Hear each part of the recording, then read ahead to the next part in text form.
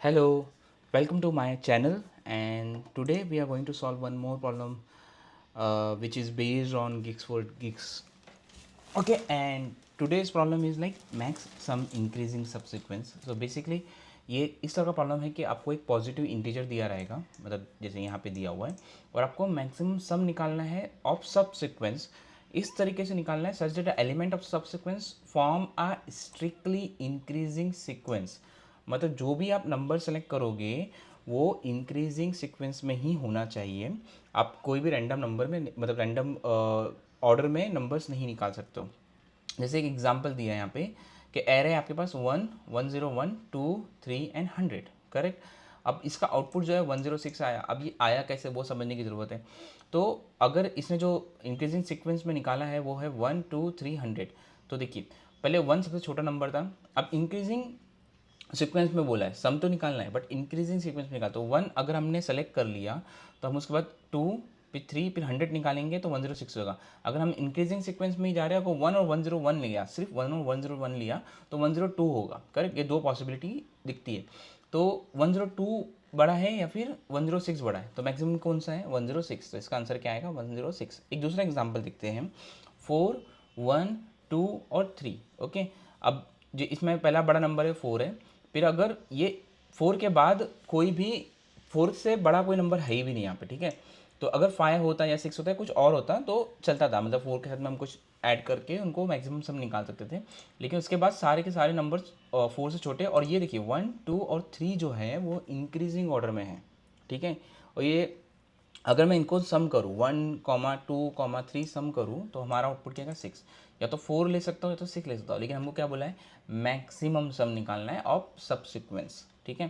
तो इसलिए हम क्या करेंगे 1, 2, 3 को सेलेक्ट कर लेंगे। तो इसका सीक्वेंस सम क्या आएगा सीक्वेंस में, ये आएगा 1, 2, 3। अगेन थर्ड एग्जाम्पल 4, 1, 2 और 4 दिया है, ठीक है। अब यहाँ पे भी अगर देखोगे तो फोर तो पहले सबसे बड़ा था, फिर उसके बाद 1, 2 और 4 को हम अगर सम करते हैं तो 7 हो जाता है।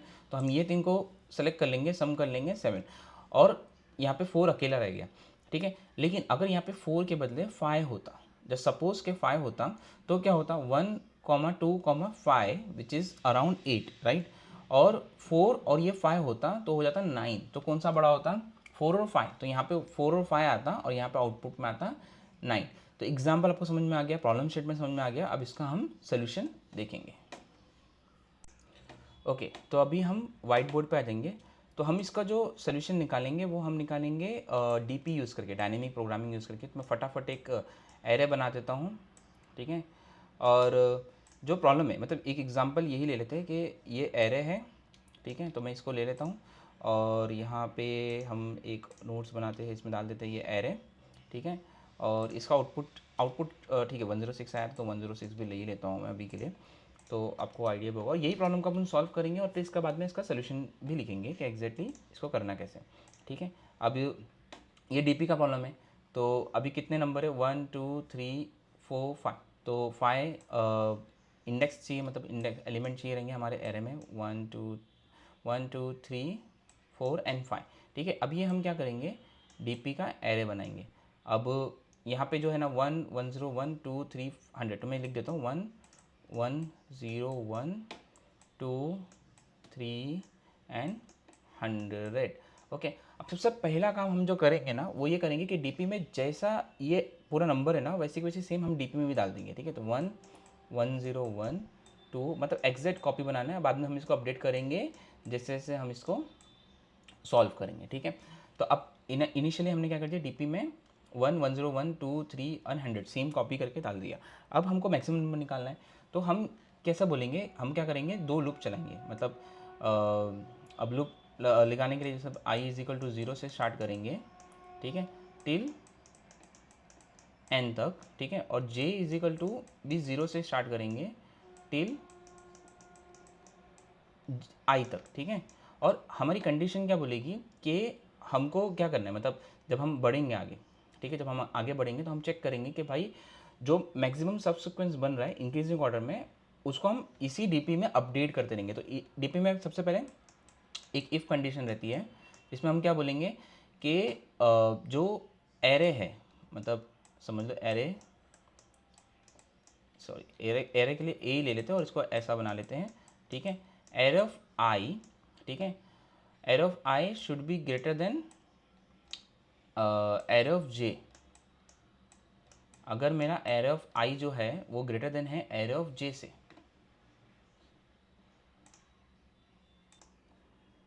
ओके।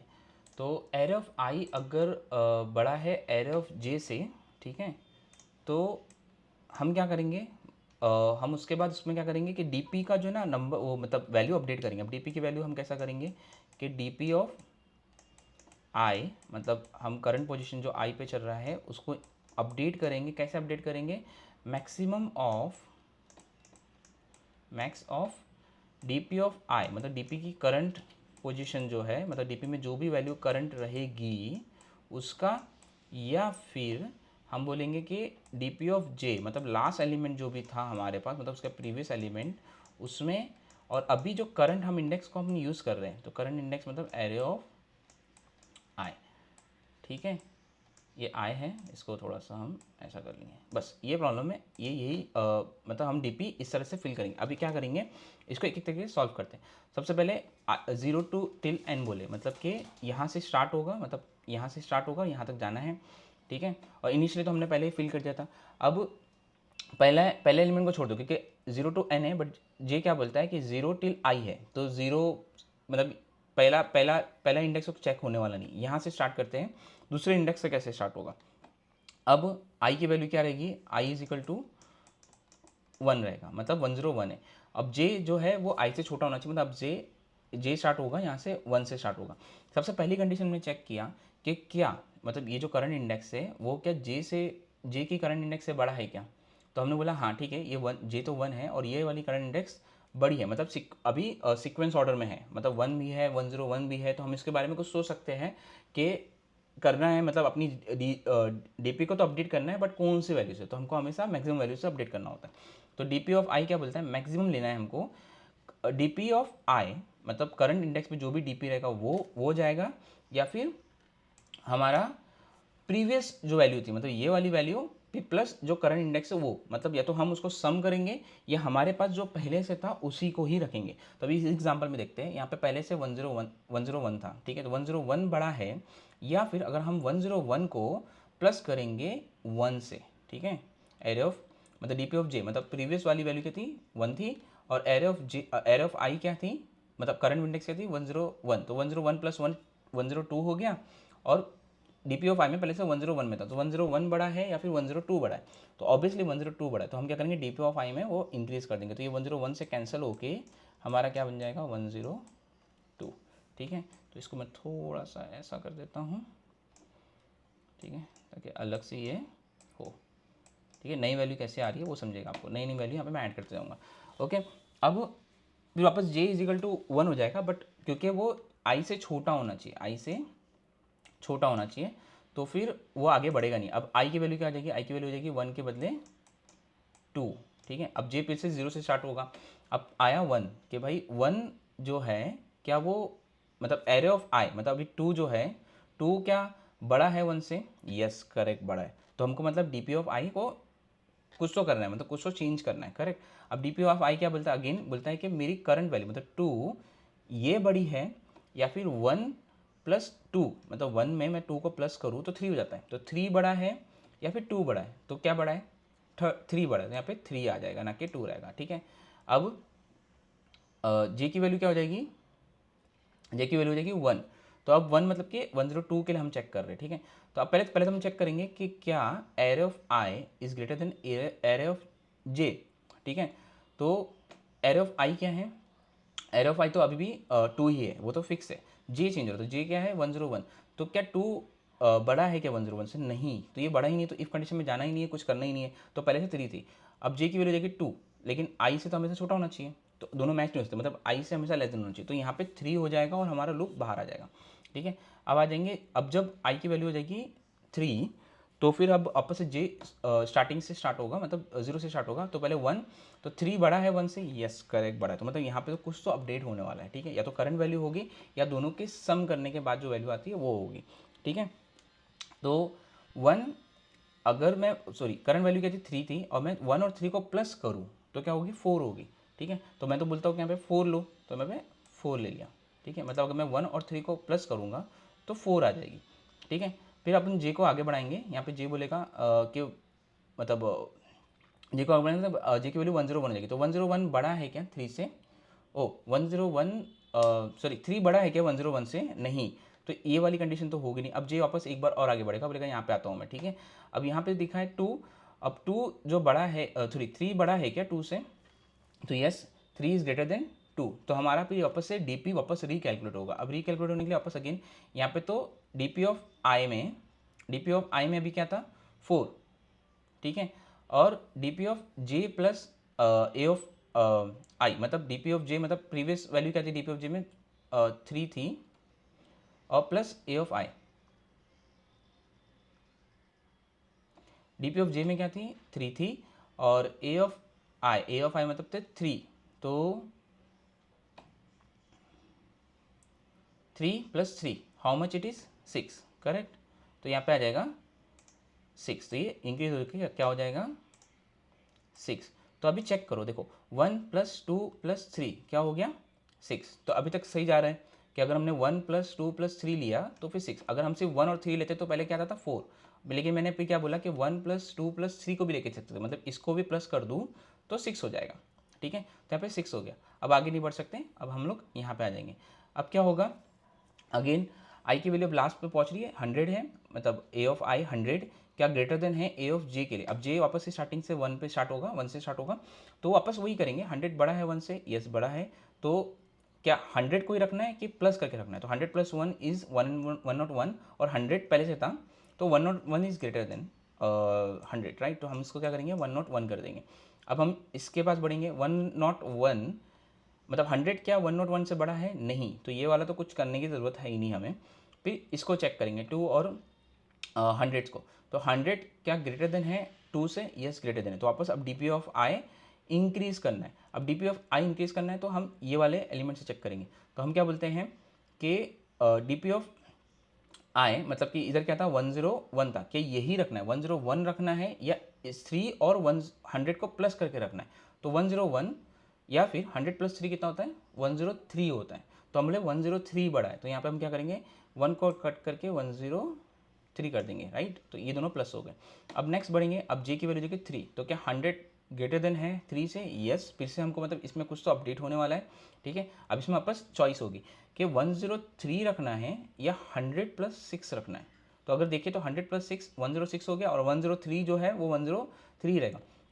तो फिर हम इसको क्या करेंगे अपडेट करके यहाँ पे 106 रख लेंगे, 106 रख लेंगे। तो हमारे पास अभी देखो ये बोलता क्या है कि अगर सिर्फ 1 तक लिया तो 1 ही रहेगा, इसको लिया तो 102 हो जाएगा, और जो जो इंडेक्स पे जैसे जैसे बड़ा है मतलब आगे के बढ़ते जाएंगे तो उस तरह से एलिमेंट भी चेंज होते जाएगी। अब हमको क्या करना है लास्ट में, हमको सिर्फ क्या करना है रिटर्न करना है मैक्सिमम मैक्स ऑफ इन सब का, मतलब इन सब के एरे में जो भी है उनको सबको मैक्स कर देना है। तो यहाँ पे मैं ऐसा 3 डॉट डाल के डीपी डाल देंगे, तो ये क्या करेगा ये सारे एलिमेंट में से जो भी मैक्सिमम हैं वो रिटर्न कर देगा, ठीक है। अब इसका हम क्या करेंगे एक कोड भी करेंगे। ओके, तो अब हम क्या करेंगे हम आपस से इसका पूरा अभी जो भी हमने डिस्कस किया उसका पूरा सोल्यूशन लिखेंगे। सबसे पहले मैंने क्या बनाया कॉन्स्ट डीपी, और उसको क्या कर दिया मैंने स्प्रेड ऑपरेटर यूज़ किया है और उसको डॉट डॉट डॉट एरे कर दिया। अब उसके बाद हम क्या करेंगे सबसे पहले लेंथ निकाल लेते हैं कॉन्स्ट एन, मतलब ये लेंथ क्या है इसकी, क्योंकि वहाँ तक हमको मूव करना है, तो एरे डॉट लेंथ ले लिया हमने, ठीक है। ये लेंथ निकल गया। अब हमने उसके बाद क्या बोला था 2 फोर लूप लगेगा, तो सबसे पहले हम 2 फोर लूप बनाएंगे, जैसे let I is equal to 0, I should be less than N, उसके बाद आई प्लस प्लस, और उसके बाद हमको एक और एक लूप घुमाना है J, let J is equal to 0, J should be less than I, J plus plus, J जो है वो कभी भी आई से ऊपर नहीं जा सकता, ठीक है। अब हमने हमेशा क्या बोला कि जो भी एरे ऑफ आई है, मतलब जो करंट एलिमेंट जिसका हम देख रहे हैं वो हमेशा बड़ा होना चाहिए जे से। अगर बड़ा होगा तो ही कंडीशन अप्लाई होनी चाहिए, ना तो नहीं होनी चाहिए। तो सेम हम वैसी कंडीशन लिखेंगे array of I should be greater than array of J, ठीक है। अब अगर ये कंडीशन ट्रू है तो हम क्या करेंगे, अपने डीपी को अपडेट करेंगे। डीपी का अपडेट करने का लॉजिक क्या है कि करंट आई पोजीशन पे जो भी है,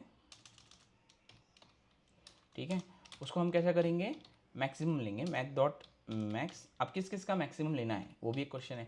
तो क्वेश्चन क्या है कि किस किस का मैक्सिमम लेना है, तो हम करंट, मतलब हम हमेशा ये बोलते हैं कि क्या हमारी करंट वैल्यू जो हमें पहले से जो डीपी में थी, क्या वही मैक्सिमम है, क्या हमको उसी के साथ चलना है, या फिर हमारे पास जो लास्ट वैल्यू थी जो जे पे है उसको प्लस करेंगे एरे ऑफ आई में, ठीक है, लास्ट वैल्यू प्लस करंट जो एरे ऑफ आई में आती है उसको लेना है, या फिर करंट जो थी उसी को रखना है। बस यही डिसीजन है और कुछ भी डिसीजन है। और लास्ट में हम क्या करेंगे, रिटर्न करेंगे डीपी ऑफ, मतलब मैक्स डॉट मैक्स, मैक्स निकालेंगे किसका, डॉट डॉट डॉट डीपी का। डॉट डॉट डॉट डीपी मतलब कि स्प्रेड करेगा डीपी को और उसमें से जो भी मैक्सिमम वैल्यू होगी वो हम निकालेंगे, ठीक है। अब इसको हम क्या करेंगे, कंपाइल करके देखते हैं कि कंपाइल होता है नहीं होता है। Okay, it is correct and then let's see the submit. Okay, so यहाँ पे इसने सोल्यूशन दे दिया और हमारे सारे के सारे टेस्ट केसेस पास हो गए। तो आई होप आपको ये समझा होगा ये किस तरीके से करना है, किस तरीके से नहीं, आपको आइडिया भी हुआ रहेगा। अगर आपको पसंद आया तो आप प्लीज़ लाइक, सब्सक्राइब और कमेंट कीजिए।